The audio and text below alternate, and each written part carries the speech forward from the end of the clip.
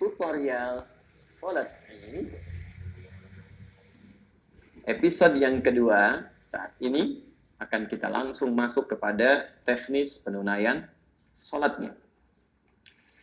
Baik, tentunya kita harus merujuk kepada keterangan Al-Quran dan Sunnah untuk menentukan waktunya dulu. Ya, jelas kita mengetahui ini akan dimulai pada awal bulan Syawal, 1 Syawal. Namun 1 Syawal itu kapan waktu tepatnya? Ini kita akan turunkan. Kemudian yang kedua, secara teknis, hal-hal yang dicontohkan oleh Nabi dan diisyaratkan langsung kepada kita untuk dilakukan secara teknis menjelang penunaian sholat Id. Apa dan bagaimana teknis menjelang atau persiapan teknisnya yang terkait erat dengan sholatnya. Kemudian baru kita masuk teknis penunaiannya. Bagaimana cara kita menunaikan sholat Id seperti dicontohkan oleh Rasulullah Sallallahu Alaihi Wasallam. Baik, kita mulai pertama untuk masuk kepada penentuan waktu. Dalam konteks penunaian waktu ini disampaikan, dirujuk dari keterangan para sahabat yang sampai kepada Nabi Sallallahu Alaihi Wasallam, dan Imam Ahmad kemudian menyebutkan dalam musnad beliau, dalam kumpulan riwayat yang beliau susun dari tersambung kepada sahabat Jundub, disampaikan bahwa kana Rasulullah sallallahu alaihi wasallam yusalli bina yaumal fitri wasyamsu ala qaidi ramhain. Bima makna? Adalah kami pernah diimami Rasulullah sallallahu alaihi wasallam tatkala menunaikan salat Idul Fitri dan matahari, ini saat kami menunaikan salat itu, matahari dalam posisi ketinggian bayangannya itu ketika jatuh ke bumi, ketinggian bayangannya sekitar 2 tombak. Ya. 2 tombak.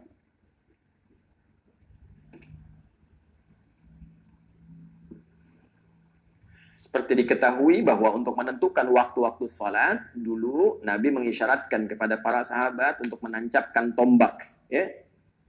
Terus misal tongkat ya di tanah, kemudian melihat posisi bayangan yang terpantulkan dari sinar matahari. Apakah kemudian panjang bayangannya itu, ya, lebih tinggi dari tombaknya, berapa? Sama dengan tombaknya, ataukah kemudian telah mengecil sampai hilang. Maka itu keadaan yang dimaksudkan dari mulai tinggi, mengecil sampai hilang akan menunjukkan secara spesifik waktu penunaian sholat. Ini cara yang paling praktis. Baik, kalau kita lihat teman-teman sekalian, hadis-hadis yang terkait dengan ukuran, bayangan, 1 tombak, 2 tombak, ini waktunya tentunya terkait setelah matahari terbit dari tempat terbitnya, masyriq, ya.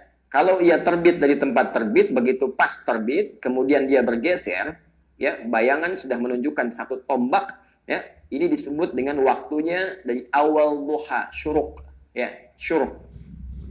Jadi saya tuliskan syuruk seperti ini. Ini awal duha, ada salat syuruk, gitu kan?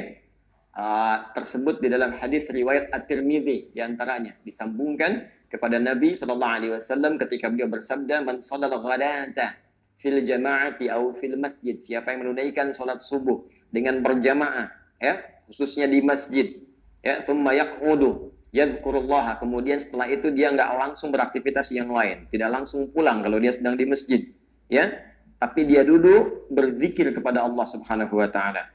Zikir itu bisa baca Al-Quran, disebut dengan zikir. Quran surah ke-15 ayat 9. Ya, bisa juga dia zikir bertasbih, bertahmid, ya, bertakbir misalnya, ya, Al-Quran surah ke-4 ayat 103.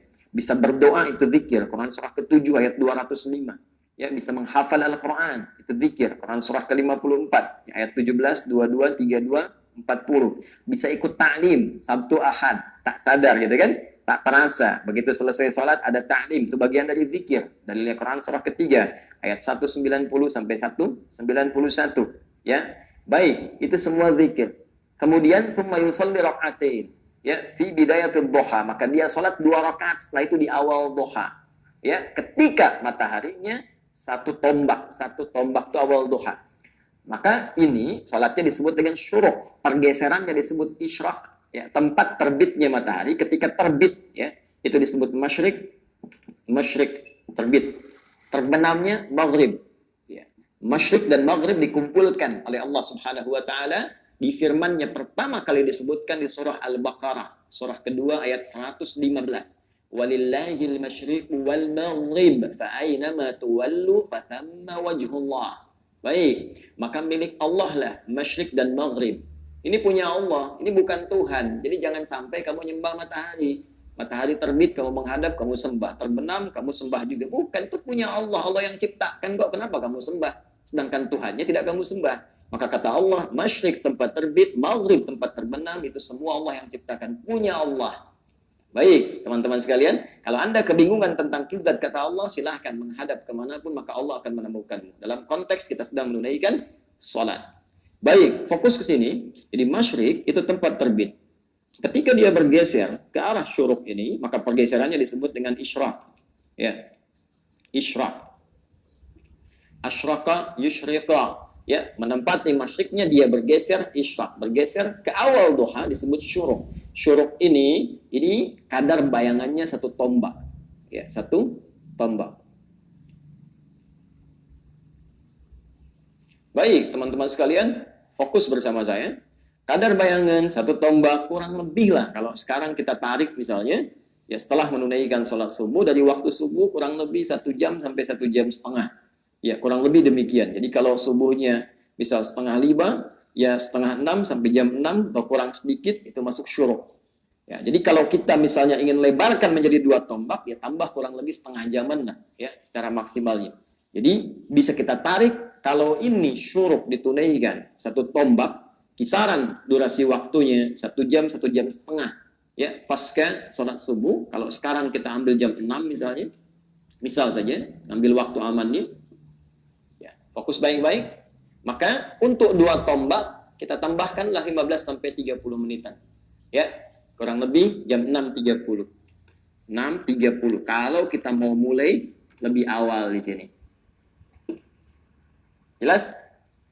Nah, ini ukuran ini bergantung kepada kapan kita menunaikan sholat subuhnya. Ambil. Dan ini waktunya terbentang luas. Waktu ini. Jadi kalau kita ingin tunaikan, karena ini awal duha, terus kita tambahkan waktunya seperti tadi, kurang lebih 2 tombak ukuran jam 6.30, ya. Dan waktu ini terbentang luas sampai ke menjelang zuhur.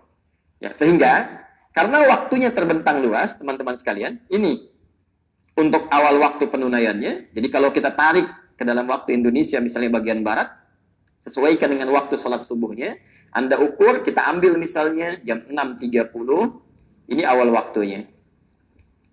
Baik, kalau sekiranya Anda ingin mengambil kelapangan dalam penunaiannya, silahkan. Waktunya terbentang, kata para ulama, sampai dengan menjelang zawal, sesaat sebelum zuhur. Sesaat sebelum zuhur. Ya. Fokus. Kenapa ini penting saya sampaikan turunan ini?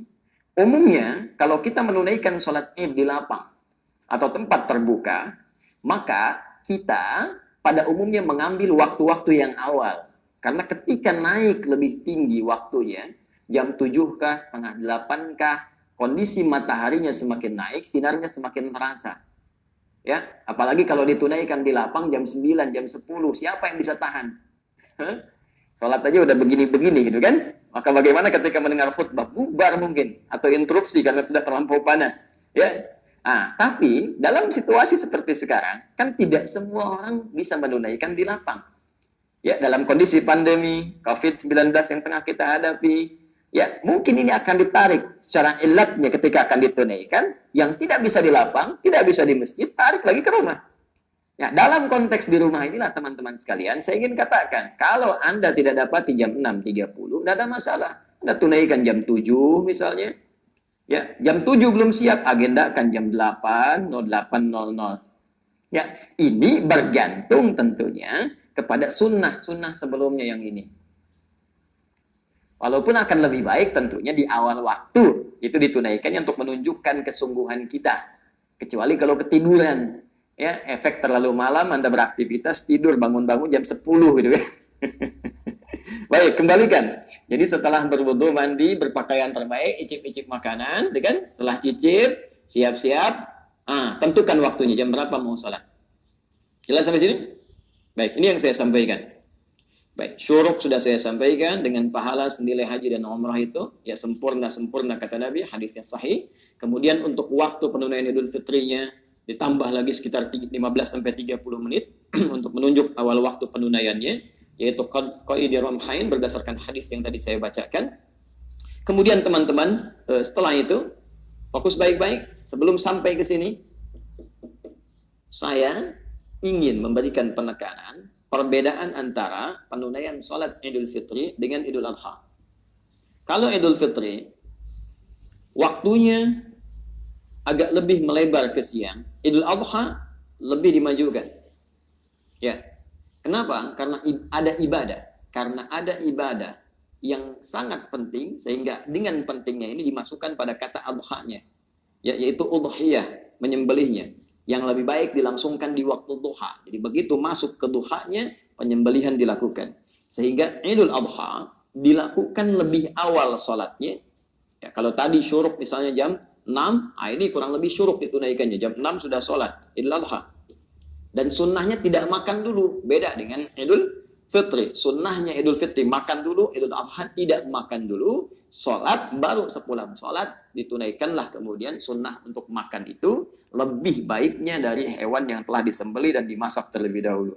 Baik, inilah yang menyebabkan Idul Adha lebih cepat ditunaikan sholatnya, tapi Idul Fitri sifatnya agak santai dari segi waktu karena ada sunnah-sunnah ini yang kita tunaikan terlebih dahulu. Jelas? Baik, jadi dari waktu sifatnya sudah saya sampaikan, jelas. Kita bisa mulai, ya kalau saya sebutkan 2 tombak, ntar semua orang keluar pasang tombak gitu kan. Tapi kan sekarang eranya sudah digital, ditarik, sholat fardu dulu begitu. Tanam di lapang dulu kelihatan. Tapi sekarang kan lihat jam sekian, sekian, sekian. Bahkan jam tertentu sudah ada, syuruk jam sekian. Anda tinggal tambahkan saja. Sekarang kita ambil patokan misalnya yang sederhana, 6:30, siap-siap. Ya, semua siap. Jam 7 dimulai, misal. Baik, bergantung kondisi ini. Ini sudah.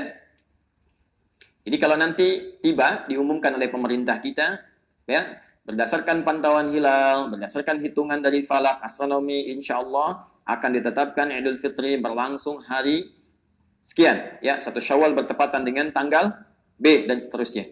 Dan mungkin diduga kuat 1 Syawal ini akan bertepatan dengan tanggal 24 Mei di hari Ahad. Ya, karena ini hari Jumat posisi masih di bawah ufuk maghribnya. Ya, secara perhitungan falak, konjungsi terjadi nanti di dini hari Sabtu, ya, jam 00.45. Sehingga posisi hilal pada saat itu teman-teman ini baru nampak terlihat nanti di hari Sabtunya, ya, Sabtu malam Ahadnya itu sudah di atas 6 derajat dan dipastikan dari segi perhitungan falak insya Allah hari Ahadnya, ya, untuk 1 Syawal 1441 Hijrah. Karena itu kalau malam sidang isbat akan diduga kuat Ramadan akan berjumlah genap 30 hari dan esok Sabtu hari ke-30 Ahadnya baru kemudian Idul Fitri. Jadi kalau demikian ya konsepsinya, Anda dari Jumat sekarang udah bisa siap-siap. Jelas ya? Jumat udah siap, ketupat udah siap, nasi siap, macam-macam siap, lontong siap, kan? Jadi persiapannya sudah mantap, lebih kepada persiapan ukhrawinya, spiritualnya untuk menjelang Idul Fitrinya. Jadi semua bisa disiapkan dari 2 hari menjelang prosesi Idnya. Teruskan. Sekarang teknis, sudah tahu waktu. Teknis terkait erat dengan persiapan sholatnya. Sehingga nanti kelengkapannya bisa kita siapkan lebih awal. Teman-teman, yang pertama, penting disiapkan sutrah. Batas.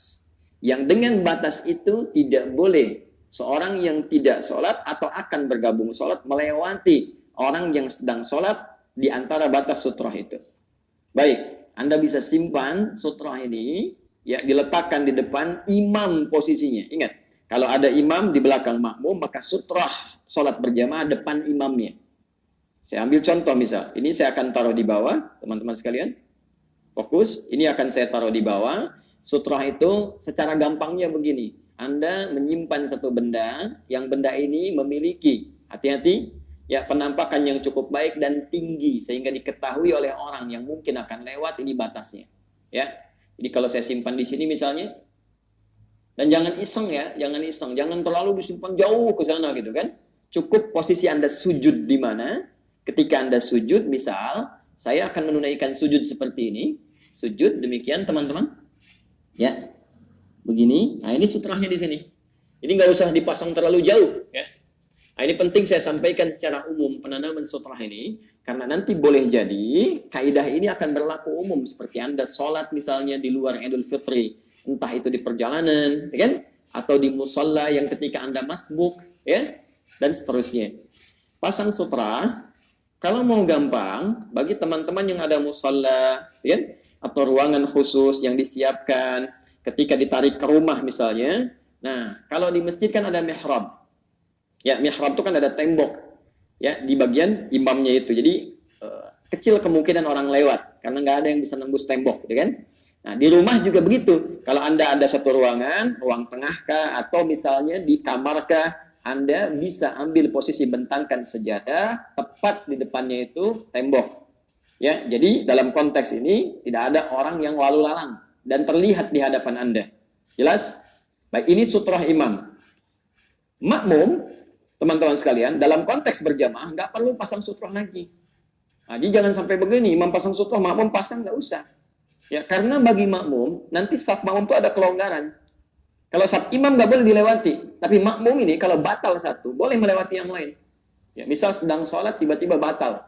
Ya, jangan ditahan-tahan ya. Kalau sedang nggak enak, dosa ini naik, sudah.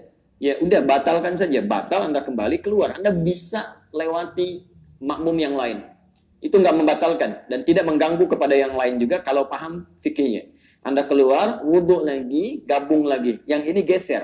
Saat ini bergeser seperti ini, nanti ketika Anda selesai wudhu, Anda isi yang paling pojok. Jangan maksa ke sini lagi. Jelas ya? Baik, ini sutra. Simpan, jangan dilewati. Ini sunnah. Karena itu, siapkan kondisinya. Apa yang penting terkait kondisi ini? Tadi, tentukan ruangan di mana Anda akan sholat. Kalau ruangan di ruang tengah cukup lebar misalnya, keadaan di rumah, ataupun di lapang misalnya yang lebar, maka cepat tentukan sutrahnya, supaya nggak dilewati orang. Baik. Jelas? Paham ya? Selanjutnya, kalau sudah jelas, teman-teman sekalian, susun safnya. Ya, susun saf terlebih dahulu. Tentukan imamnya. Baik. Terkait dengan yang di lapang, di masjid, atau bahkan di rumah, sholat berjamaah itu kaidahnya sama. Pasti ada imam dan makmum. Itu disebut dengan jamaah. Jadi tidak mengikat tempat, baik yang di lapang, di masjid, ataukah di rumah. Ada imam, ada makmum. Maka imam mengecek dulu keadaan makmumnya, memetakan kondisinya, dan merapikan safnya. Jelas? Baik, penting untuk Anda melihat. Jadi bukan formalitas begini, rapatkan, luruskan. Ya, dan tidak apa menggunakan bahasa Indonesia, nggak ada masalah. Tidak harus pakai bahasa Arab, karena ini maknawi sifatnya. Ya, rapatkan, luruskan, istau, istaqimu. Tidak hanya demikian, teman-teman. Anda membalik, menghadap kepada makmum, lihat. Rapatkan, sayang, dek, rapatkan ya. Ya, di belakang, paling belakang mama dengan adik-adik yang perempuan, rapatkan juga. Rapat, ya. Rapat, luruskan. Nah, ketika Anda melihat makmum ini, coba petakan. Siapa mereka? Mungkin ada yang tidak bisa berdiri terlampau lama. Ya kan? Ada yang bisa bertahan untuk dibacakan surat-surat panjang. Disinilah nanti kita akan bisa memilih di antara sekian uraian sunnah dari Nabi, surat apa yang dibaca. Kita akan lihat mana yang paling sesuai dengan makmum. Sehingga makmum merasakan kenikmatan dalam penunaian sholat itu. Jelas? Baik.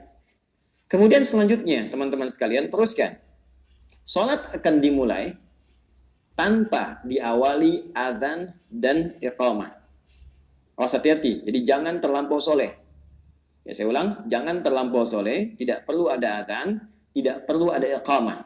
Tersambung hadis kepada Nabi SAW, diriwayatkan ketika Nabi akan menunaikan sholat Id itu, maka kami tidak mengawalinya, kata para sahabat, dengan azan ataupun iqamah.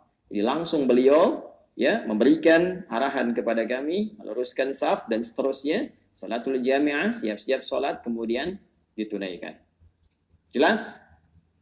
Baik, kalau sudah sampai ke situ, mari kita masuk kepada teknis utamanya.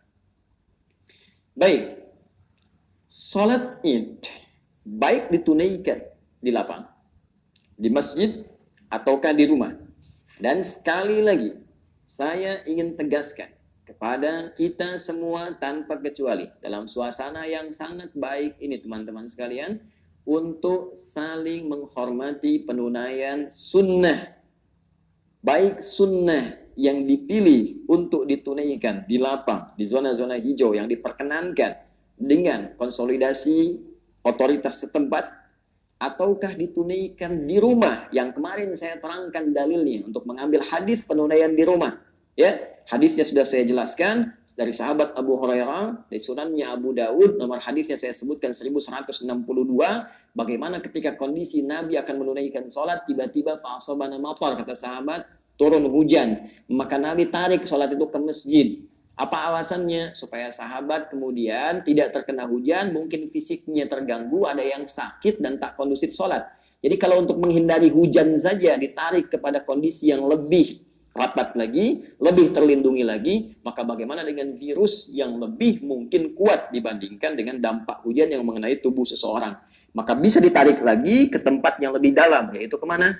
Ke rumah. Di sini muncul kalimat kita sholat Id di rumah saja bagi yang tak memungkinkan untuk ke masjid atau ke lapang.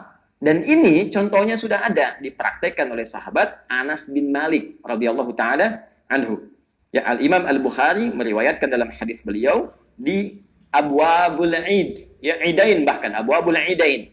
Ya, bab pembahasan tentang sholat dua hari raya, baik Idul Fitri atau Idul Adha. Bab idza fatahul Id.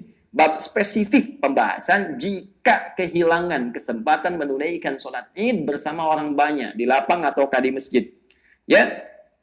Thumma yusalli rak'atain, maka dia tetap bisa menunaikan sholat 2 rakaat. Wa kadzalika nisa, demikian pula perempuan-perempuan yang enggak sempat ikut bergabung. Boleh dia tunaikan. Ini yang paling menarik. Wa fil buyuti wal qura, dan cara penunaiannya di rumah atau di kampung-kampung, tempat-tempat yang spesifik. Itu ada di halaman atau di juz yang kedua, di halaman ke-23. Memang hadis ini mu'allaq sifatnya. Ya, mu'allaq itu terputus beberapa rawinya sehingga kualitasnya tuh tidak terlampau valid, tapi dia punya penguat. Ya, di mana? Di Musannaf Ibnu Abi Syaibah. Ya, dalam musannafnya dikuatkan, jalurnya disebutkan, plus didukung di Sunan Al-Baihaqi, disebutkan jalur yang mu'allaq tadi, sehingga hadis ini naik menjadi kuat. Itulah kejeniusan Imam Al-Bukhari, walaupun tidak dimasukkan dalam kitab sahihnya, beliau tetap menyampaikan karena ada penguat dalam riwayat-riwayat yang lainnya. Ya, apa yang disebutkan di situ? Disebutkan bahwa sahabat Anas bin Malik jama'a ahlahu wa banihi. Ketika beliau tak mampu menunaikannya di lapang seperti yang lainnya, maka beliau coba kumpulkan keluarganya dan anak-anaknya. Thumma qama, kemudian naiklah ya asisten rumah tangganya, maulahu disebutkannya. Ya, pembantu beliau. Naik kemudian pada saat itu Ibnu Utbah, ya. Naik Abdullah bin Utbah, kemudian naik beliau mengimami ya salat 2 rakaat. Bertakbir seperti orang-orang pun bertakbir, mereka menunaikan sholat di lapang atau di masjid. Jadi seperti yang lain menunaikannya di lapang, seperti menunaikannya di masjid, maka beliau pun kemudian bersolat 2 rakaat sama persis dengan yang di lapang, sama persis takbirnya dengan yang di masjid, dan tidak ada bedanya sama sekali, kecuali nanti dalam persoalan khutbah saja.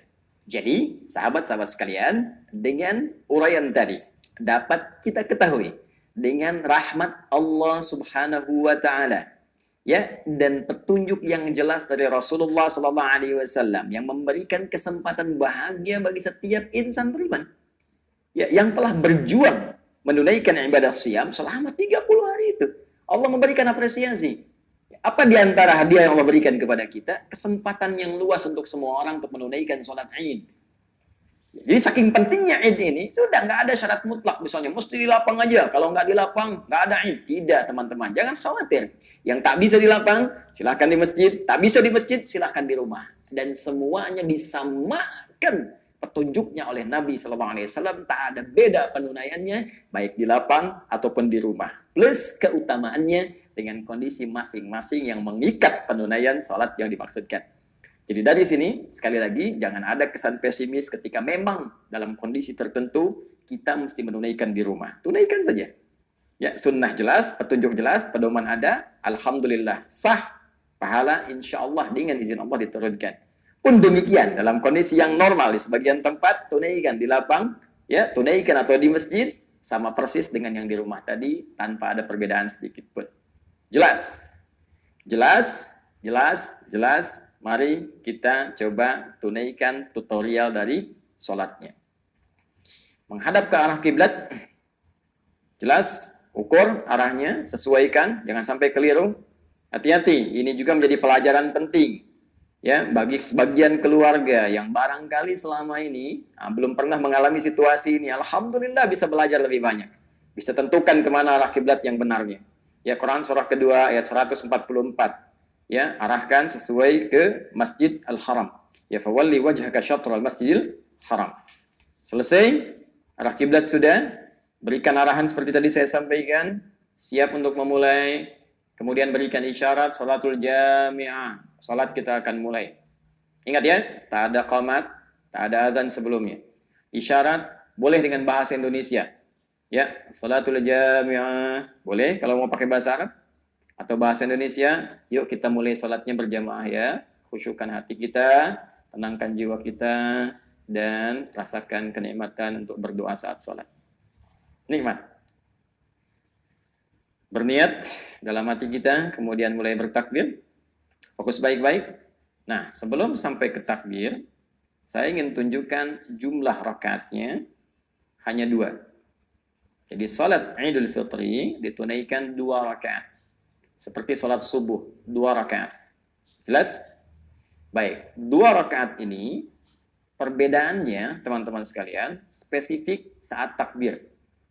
Ya, dan pilihan bacaan surat nanti. Saat takbir diriwayatkan dari sahabat Katsir bin Abdullah. Ya, dari bapaknya, dari kakeknya. Katsir bin Abdullah. Dari bapaknya, dari kakeknya, dari Nabi sallallahu alaihi wasallam. Ketika terlihat beliau menunaikan salat Id itu, beliau mengimami dengan takbir, disebutnya takbirat zawaid. Takbir tambahan dari sekedar takbiratul ihram. Takbir tambahan ini di rakaat pertama jumlahnya 7 dan di rakaat kedua jumlahnya 5. Baik, jadi ketika Anda bertakbir seperti biasa takbiratul ihram, Allahu Akbar, boleh angkat seperti ini, di sini sejajar dengan bahu, hadwa mankibaihi. Ini hadis jadi Al-Bukhari ada, di hadis Muslim juga nomor hadis 397 ada, rawinya sahabat Abu Hurairah yang menyampaikan kepada kita dari peristiwa seorang bernama Khalad bin Rafi Az-Zuraiqi ketika diajarkan oleh Nabi SAW cara salat yang benar. Maka Nabi mengatakan, idza qumta ila shalah asbighul wudhu. Jika Anda ingin menunaikan salat dengan sempurna, sempurnakan wudu, famastaqbilul qiblah, menghadap ke arah kiblat, kemudian bersalat, bersiap, kemudian bersiap untuk takbir, maka Nabi contohkan bertakbir mengangkat tangan sejajar dengan bahunya. Hadwaman kibaihi di sini. Bisa juga sejajar dengan daun telinga di sini. Mana yang paling nyaman saja. Ini di dalam riwayat hadis An-Nasai. Sejajar dengan daun telinga. Jadi boleh diangkat sini, boleh diangkat sini. Takbir yang pertama, membuka salat. Pembuka ini disebut takbiratul ihram. Ya, jadi ketika bertakbir, kemudian ihram, sifat ihramnya muncul. Apa itu ihram? Dari ahrama yuhrimu ihraman. Akar katanya diambil dari haram. Harama yahrumu haram. Haram itu dilarang, tidak boleh. Kalau kita ingin menanggalkan segala hal untuk menunjukkan ini tidak boleh, tambah hamzah. Ahrama yuhrimu, sifatnya ihram. Maksudnya apa? Ketika sudah bertakbir, maka dilarang. Tidak boleh, tinggalkan segala hal yang tidak terkait dengan sholat. Buang urusan dunia ke belakang, buang, jangan dibawa-bawa. Permasalahannya, orang sholat seringkali membawa dunianya, sehingga itu mengganggu kekhusyuan dalam sholatnya. Padahal rumusnya jelas, begitu diangkat takbir. Ya, di Abu Daud disebutkan, Fayaqulu Allahu Akbar. Katakan dengan lisanmu, Allah yang maha besar. Dunia nggak besar, pekerjaan nggak besar, gaji nggak besar sekarang. Corona kecil, semua Allah yang hanya besar. Ya, buang semua ke belakang. Sehingga urusan kita hanya terfokus kepada Allah saja dan mengagungkan Allah Jalla Jalalah. Diangkat seperti ini, kemudian angkat sejajar dengan ya telinganya atau sejajar dengan bahu atau daun telinganya. Maka setelah itu teman-teman sekalian, ihram, ingat ihram, buang semua yang tidak ada kaitan dengan salat. Fawadau kaffahul yumna atau yadahul yumna 'ala al-yusra, maka kemudian meletakkan telapak yang kanan di punggung yang kiri seperti ini. Ya. Di dadanya, sadrun, di sini boleh begini, ya. Yang telapak ke punggung boleh ini rusgun ala rusgun. Ya, ini pergelangan di pergelangan, di sini ketemunya. Ya, tapi tolong harus pas ya. Jangan direka-reka. Allah Akbar tidak ya. Cukup langsung saja takbir Allahu Akbar. Boleh ke sini sedikit tapi jangan sampai ke sini. Ya, jadi jangan megang siku ke sini. Dan ini dicela oleh Nabi. Jangan sampai kamu takbir bersedekap seperti orang sombong. Jadi diibaratkan sombong begini. Ya, kayak lagi ngawasin proyek gitu. Seperti ini. Ya, tidak. Jadi sampai di sini saja. Nah, ini takbir pertama. Disebut takbir pembuka. Bukan pertama dalam konteks yang 7 tadi. Jadi takbir pembukanya, ihram. Baru setelah itu tambahkan 7. Ya, bacaan tidak ada beda. Allahu Akbar seperti tadi. Ya. 1, Allahu Akbar. 2, Allahu Akbar. 3, sampai dengan 7. Baik Ustaz, apakah di sela-sela takbir itu ada bacaan spesifik? Baik, di sini ada perbedaan kecil pendapat di antara ulama. Karena memang tidak ada yang spesifik langsung disebutkan dari Nabi, hanya isyarat saja. Dalam hadis Katsir bin Abdullah tadi, nggak dirinci bacaan antar takbir zawaid tadi, takbir tambahan. Hanya disebutkan Nabi takbir 7 kali. Pertama, rakaat kedua 5 kali. Karena hanya sebutannya seperti itu saja, maka ada yang menyimpulkan, terutama mazhab Maliki, di Imam Malik, takbirnya tidak diselingi dengan bacaan apapun, cukup takbir saja. Ya, jadi singkat, cepat, padat. Allahu Akbar. Allahu Akbar. 2. Allahu Akbar. 3. Allahu Akbar. 4. Demikian terus sampai dengan 7.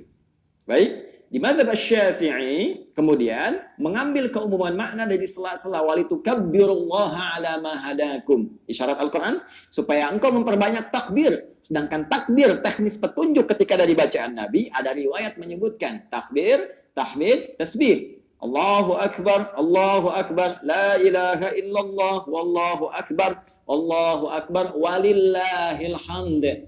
Ya, ada takbir, ada tasbih, ada tahmid. Maka sebagian khususnya dari mazhab Asy-Syafi'i mengisi sela-sela itu dengan kalimat-kalimat isyarat hadis tadi. Jadi begitu diucapkan takbirnya, diangkat tangannya, Allahu Akbar, Allahu Akbar kabira, alhamdulillah katsira, subhanallahi bukratan wa asila. Ya, atau perbanyak takbir saja, tahmid saja atau tasbih saja. Ini umum sifatnya.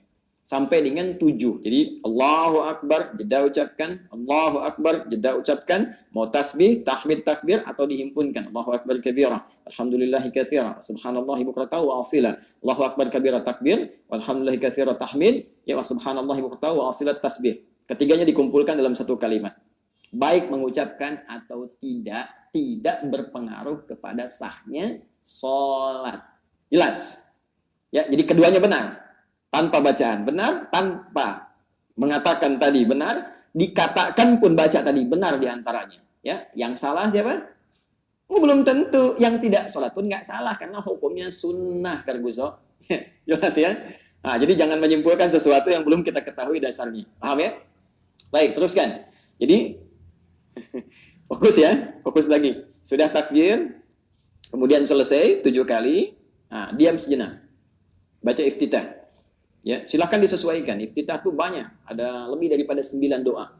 Mau baca yang panjang boleh, ya. Allahu Akbar kabira, alhamdulillahi katsira, subhanallahi bukratan wa asila, ya. Kemudian disambungkan wajjahtu wajhiya lilladzi fataras samawati wal arda hanifan muslima wa ma ana minal musyrikin. Inna salati wa nusuki wa mahyaya wa mamati lillahi rabbil alamin la syarika lahu bidzalika umirtu wa ana minal muslimin atau wa ana awwalul muslimin. Boleh. Yang mau pakai Allahumma ba'id baini wa baina khataayaya silahkan, boleh. Atau yang paling pendek pun boleh, silahkan.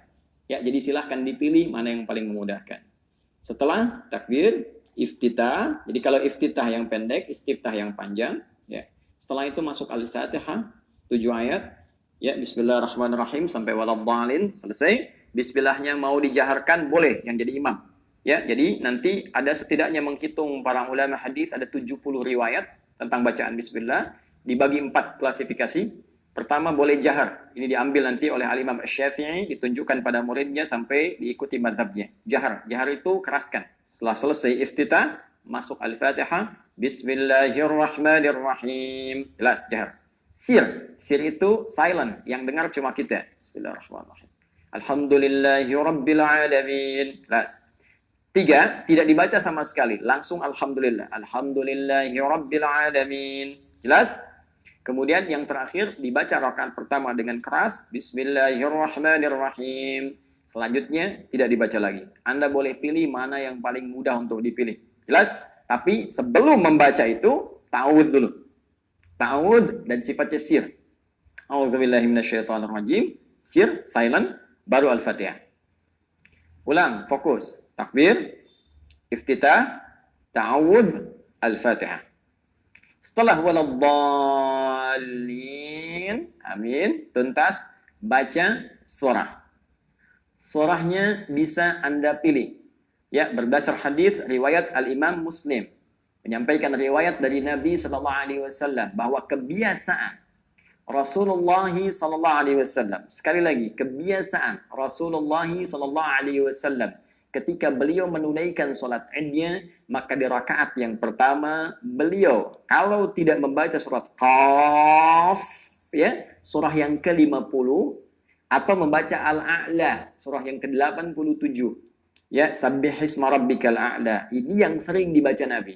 Kalau sekiranya ada kemampuan untuk bisa membaca satu di antara surah ini, silahkan dipilih.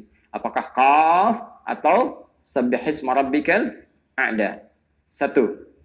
Adapun kemudian di rakaat yang kedua, setelah selesai waladdallin, amin, tuntas, maka kebiasaan Nabi sallallahu alaihi wasallam beliau memilih satu di antara dua surah lagi. Ya, imma surah 54 Al-Qamar, ya, atau surah yang ke-88 Al-Ghasyiyah. Kalau tidak baca Al-Qamar, ya, iqtarabatis sa'atu wa insyaqqal qamar, atau hal ataka haditsul ghasyiyah. Ini kebiasaan. Kebiasaan yang Nabi kerjakan disebut sunnah. Sehingga para ulama mengatakan sunnahnya boleh rakaat pertama Sabbihisma rabbikal a'la. Rakaat kedua hal ataka haditsul ghasyiyah. Atau rakaat pertama Qaf. Rakaat yang kedua iqtarabatis sa'ah wa insyaqqal qamar. Ini pilihan. Kalaupun Anda melihat saat di awal tadi, begitu nengok makmum, oh, anak-anak kecil, masih bayi, ya, istri juga barangkali agak kesulitan, ada ibu mertua sepuh juga, mau dibacakan Qaf, mereka belum tentu kuat, ayatnya cukup panjang, ya, bukan hanya mereka nggak kuat, imamnya aja belum tentu hafal misalnya, ya, atau ala juga demikian, ya, sudah imam nggak kuat, sudah imam nggak hafal, makmum belum kuat, atau sudah imam belum hafal, makmum nggak kuat, nah, maka pilih Al-A'la, aduh belum bisa hafal juga Al-A'la misalnya. Maka tidak usah susah-susah. Baca yang tengah-tengah. Ad-duha. Ya. Ad-duha wal-laili idza saja. Baik, ma wadda'aka rabbuka wa ma qala. Baca ad-duha. Rakaat keduanya baca al-insyirah. Karena duha dan al-insyirah itu satu paket penurunannya. Ya, maka saya lebih senang kalau rakaat pertama baca ad-duha, kedua al-insyirah. Ustadz, saya sulit juga Ustadz bacanya. Nah, ini qadar Allah ini, alhamdulillah, syukur pada Allah. Saya diberi kesempatan jadi imam seumur-umur di keluarga. Mudah-mudahan hisab jaringan di hari kiamat dan bisa jadi tanda di hadapan Allah. Ya Allah, saya pernah jadi imam di keluarga. Ya, bawa ini kesempatan. Kalau bisa para ayah di rumah, jangan wakilkan. Kalau bisa Anda. Kecuali kalau Anda telah siapkan generasi penerus. Anak-anak yang sudah 30 juz, hafid, kebanggaan, silahkan. Tapi kalau Anda mampu lakukan, itu akan meringankan hisab Anda di hari kiamat. Ketika ditanya apa yang sudah kamu kerjakan sebagai seorang ayah, ya Allah, Engkau Maha Tahu, aku pernah menjadi imam dalam salat Id bagi keluargaku. Dan ini mungkin akan meringankan dari sekian hisab yang akan Allah tanyakan kepada kita. Kalau sulit ad-duha, sulit al-insyirah, bukan aib. Anda pemimpin dengan al-ikhlas, qul huwallahu ahad, atau al-falaq, atau an-nas, tidak ada masalah. Yang penting ada satu lembaran tertuliskan di episode kehidupan kita bahwa kita pernah jadi kebanggaan di keluarga dengan memfungsikan fungsi keimaman kita, bukan sekedar di rumah tangga mengurus rumah dan persoalan tangga, tapi juga dalam persoalan konteks spiritual dan untuk akhirat kita. Nah, selebihnya teman-teman tidak ada beda. Setelah selesai surah yang pertama, ruku seperti biasa, Allahu Akbar, ruku. Baik, kemudian yang tidak, ya, sami Allahu liman hamidah, seperti biasa saja, seperti Anda salat subuh. Ya, 2 rakaat. Ya, hanya nanti tidak ada kunut. Ya, sepakat kalau Idul Fitri nggak ada kunut ya. Kemudian setelah itu, rakaat kedua juga demikian sampai dengan salam. Dan selesai salat ini. Baik. Bagi yang di lapang atau di masjid, setelah selesai dilanjutkan dengan khutbah. Sunnahnya. Baik ya? Untuk menyampaikan kegembiraan. Dan khutbahnya singkat padat. Ya, Nabi hanya tersebut dalam riwayat-riwayat, ya, hamadallah wa asna alaihi, beliau memuji Allah. Ya, kemudian wa'adhan nas, menyampaikan nasihat kepada orang-orang, wa dzakarahum, mengingatkan mereka untuk meningkatkan takwa kepada Allah Subhanahu wa taala, lalu memerintahkan kemudian kepada Bilal untuk memotivasi orang-orang yang mau sedekah. Nah, ini dasar nyebaran kotak infak gitu ya. Nah, itu dasarnya ada. Hadisnya juga ada, sahih hadisnya, ya. Bahkan itu disebutkan ada perempuan-perempuan yang nyimpan perhiasannya, nyampaikan hartanya dan sebagainya. Itu dalam konteks yang normal. Dalam kondisi Anda ada di rumah, nah, di sini sebagian besar berpendapat bahwa tuntutan untuk berkhutbah itu lebih ringan. Artinya ditiadakan, tidak ada masalah. Karena yang penting dalam sholat id itu adalah sholatnya. Ya, adapun khutbah itu untuk menyampaikan pesan pada orang banyak, orang-orang. Nah, ini di rumah Anda cuma Anda dan keluarga. Jelas, gitu ya? Walaupun kalau ingin khutbah tidak dilarang, cukup penuhi rukunnya saja. Ya, paham ya? Memuji Allah Subhanahu wa taala, kan? Bersalawat kepada Rasulullah sallallahu alaihi wasallam, kemudian syahadat, berikan pesan singkat sudah. Ya, kalau enggak bisa pesannya baca ayat takwa, ittaqillah. Ya, ya ayyuhalladzina amanu taqullaha haqqa tuqatih wa la tamutunna illa wa antum muslimun. Enggak hafal juga sampaikan, "Ma, adik-adik sekalian, anak-anakku, yuk kita mulai dengan papa dan kita semua untuk meningkatkan takwa kepada Allah." Selesai. Barakallahu li wa lakum, doa tutup. Minta, boleh pakai bahasa Indonesia, tidak ada masalah. Pakai bahasa Indonesia, selesai doa sama-sama. Mungkin suasananya akan berbeda. Ketika seorang ayah selesai sholat, dia berdiri, memuji Allah. Alhamdulillah Rabbil Alamin.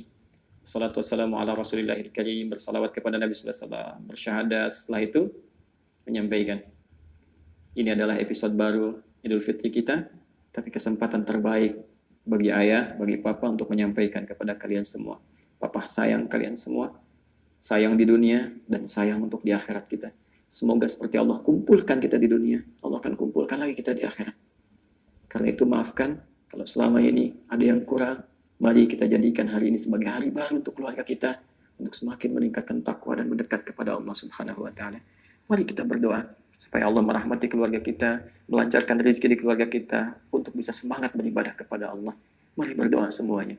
Ketika berdoa penuh khusyuk, mengalir air mata kita dalam suasana yang sangat haru, boleh jadi rahmat Allah diturunkan pada saat itu, dan kita mintakan spesifik, ya Allah, angkat wabah ini supaya kami bisa menikmati ibadah di masjidmu lagi, menikmati ta'lim lagi, menikmati jumpa dengan para sahabat, silaturahim lagi.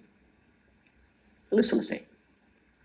Setelah itu Anda bisa berpelukan dengan keluarga terbatas, ya kan? Demikian, tuntas di rumah. Di lapang bisa Anda kerjakan dengan situasi yang tentunya sekali lagi tetap berkoordinasi dengan otoritas tempat dan ikuti protokol yang telah diberikan garis dan panduannya. Sampai di sini tuntaslah tutorial sholat Idul Fitri kita, tinggal pelaksanaannya saja dan persiapan kita maksimalkan seperti yang telah kami uraikan. Hanya satu persoalan lagi. Bukankah tanda syukur itu dibagi dua klasifikasinya? Ingat? Kembali kepada ayat Al-Quran, Al-Baqarah 185. Ingat, belum selesai pembahasan kita. Bahwa wala'allakum tashkurun, supaya orang puasa itu bisa bersyukur. Tingkatkan syukurnya kepada Allah. Dan bahagia dia di Idul Fitri, ya, ditandai yang pertama dengan sholat. Dan telah kita tuntaskan. Tapi yang kedua, apa ciri spesifik yang dengan ciri ini, jika benar ia mendapatkan ciri utama ini, maka ia akan terjaga dan dijaga oleh Allah Subhanahu wa taala selama 11 bulan mendatang untuk hadir kembali dalam Ramadan. Dan dalam penjagaan ini, Allahu Akbar, dijaga dari perbuatan yang salah, ditingkatkan amal soleh dan menjadikan kedekatannya dengan Allah begitu kuat. Apa cirinya? Bagaimana prakteknya? Itulah bahasan pamungkas kita esok hari di edisi ke-30. Aku suka, dan edisi penutup di bulan Ramadan tahun 1441 Hijrah. Kita bersabar, dan sekaligus saya juga menyampaikan kepada teman-teman sekalian, insya Allah setelah kultum esok yang terakhir, kita ba'da isya'nya, ya, maghrib kita berbuka, ba'da isya'nya kami akan menyapa Anda semua